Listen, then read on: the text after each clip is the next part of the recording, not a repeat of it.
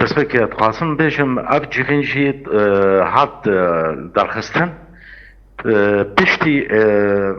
پشتی ئینۆ کۆمینا شێوەکاری یا هەرێما جەزیرەی هات ئاواکردن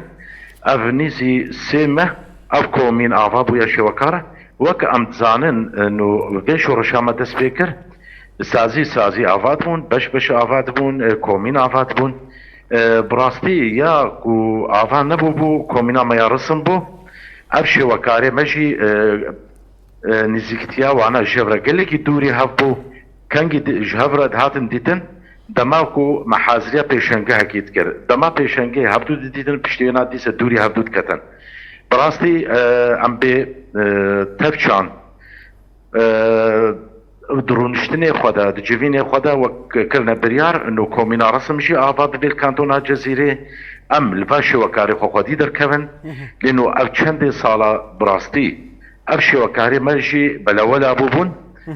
kesek nebû û li xwedî derkevê cîk nebû xwe lê bigirin dema ev komîna şêwekarî ya komîna resim ava bû weke malekî ji we re weke malekê çêbû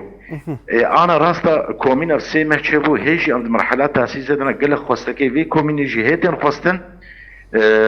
heya bêhtir û ev komîn karê berferettir bibe em dikaribin projenê gelekî mezin em gavnê meztir jî bavêjin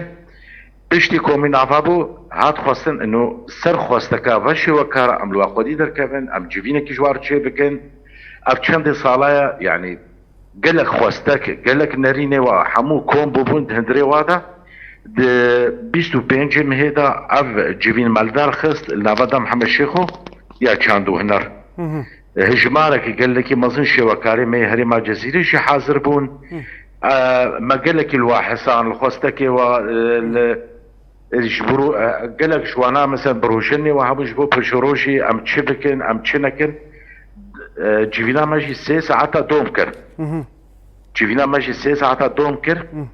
gelek mijar tê dihatin nîqaşkirin û piştî vê civînê jî